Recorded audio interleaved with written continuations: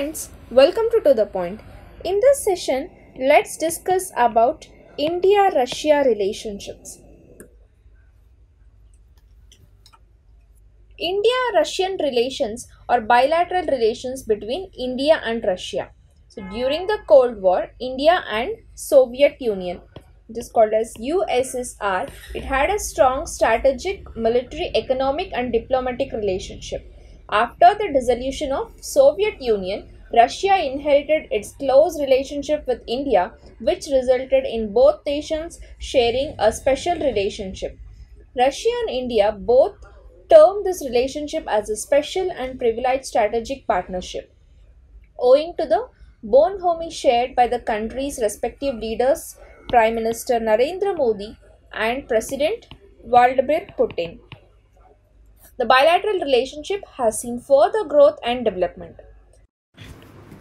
An informal meeting between them in 2018 at Sochi, it helped accelerate the partnership, displaying the role of interaction and cooperation between India and Russia. So traditionally, the Indo-Russian strategic partnership has been built on 5 major components like politics, defense, civil nuclear energy, anti-terrorism cooperation and space. So these 5 major components were highlighted in a speech given by former Indian Foreign Secretary Ranjan Matai in Russia. So however, in the recent years, our 6th economic component has grown in importance, with both countries setting a target of reaching $30 billion in bilateral trade by 2025. So from about 9.4 billion US dollars in the year 2017. So in order to meet this goal, both countries are looking to develop a free trade agreement, and bilateral trade between both countries in 2012 it grew by over 24%.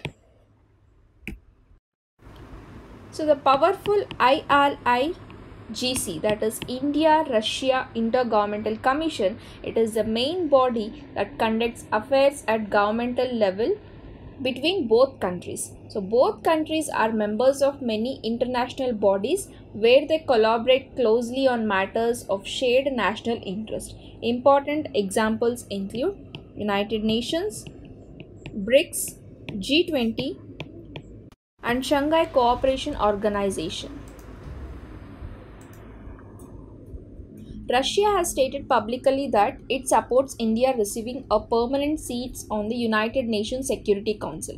In addition to this, Russia has expressed interest in joining SAARC with observer status, in which India is a founding member. So India is the second largest market for Russian defense industry. In 2017, approximately 68% of Indian military's hardware import came from Russia, making Russia the chief supplier of defense equipment.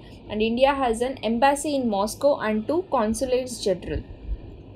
Russia has an embassy in New Delhi and 6 consulate generals in India, in the places like Chennai, Goa, Hyderabad, Kolkata, Mumbai and Thiruvananthapuram. According to 2014 BBC World Service poll, 85% of Russians view India positively and only 9% express a negative view. So similarly, a 2017 opinion poll by Moscow-based non-governmental think tank Levada Center states that Russians identified India as one of their top 5 friends, with the others being Belarus, China, Kazakhstan and Syria. So discussing about history of Russia, that is how the relationship built between India and Russia and all those things. The goods were uncovered from archaeological sites such as Pazyryk, that indicates that nomads inhabiting the area conducted trading activities with India during 4th and 3rd century BCE. And in 1468, Russian traveler called Afanasy Nikitin. So this person, he began his journey to India, and between 1468 to 1472 he travelled through Persia, India and the Ottoman Empire.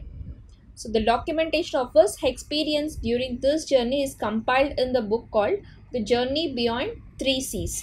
In 18th century, the Russian cities called as Astrakhan, Moscow and St. Petersburg were frequently visited by Indian merchants, and Russia was used as a transit trade between Western Europe and India.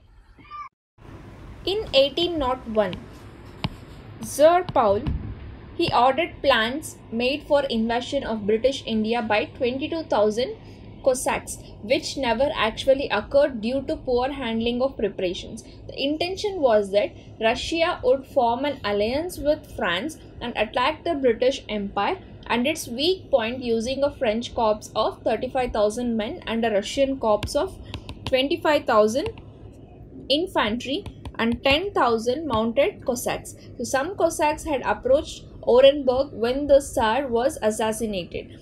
So his successor Alexander I immediately cancelled all the plans. So discussing about Soviet Union and India, a cordial relationship with India that began in 1950s, it represented the most successful of Soviet attempts to foster closer relations with third world countries. The relationship began with a visit by Indian Prime Minister Jawaharlal Nehru to the Soviet Union in June 1955 and the first secretary of the Communist Party Nikita Khrushchev return trip to India in fall of 1955. While in India, Khrushchev announced that the Soviet Union supported Indian sovereignty over the disputed territory of Kashmir region, and over Portuguese coastal enclaves such as Goa. So the Soviet Union's strong relations with India, it had a negative impact upon both Soviet relations with the People's Republic of China and Indian relations with the PRC during the Khrushchev's period. So the Soviet Union, it declared its neutrality during 1959 border dispute and the Sino-Indian War of October 1962. So the Soviet Union declared its neutrality during the 1959 border dispute and the Sino-Indian War of October 1962. So although the Chinese were strongly objected, the Soviet Union, it gave India substantial economic and military assistance during the Khrushchev's period, and by 1960 India had received more Soviet assistance than China had. So this disparity, it became another point of contention in Sino-Soviet relations.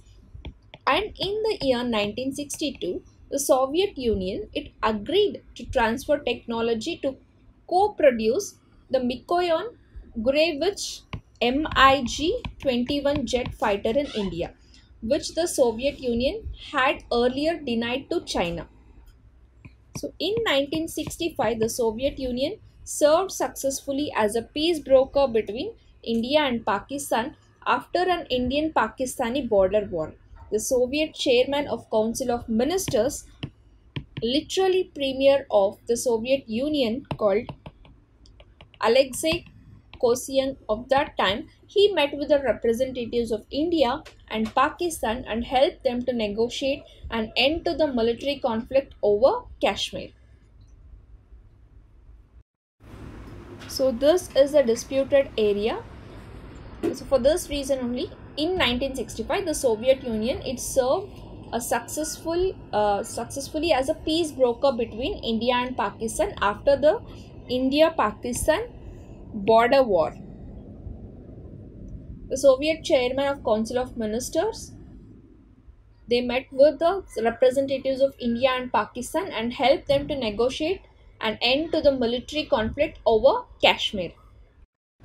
And in the year 1971, the former East Pakistan region initiated an effort to secede from its political union with West Pakistan, and India supported the cession and as a guarantee against possible China's entrance into the conflict on the side of West Pakistan, and it signed with the Soviet Union the Indo-Soviet Treaty of Friendship and Cooperation in August 1971.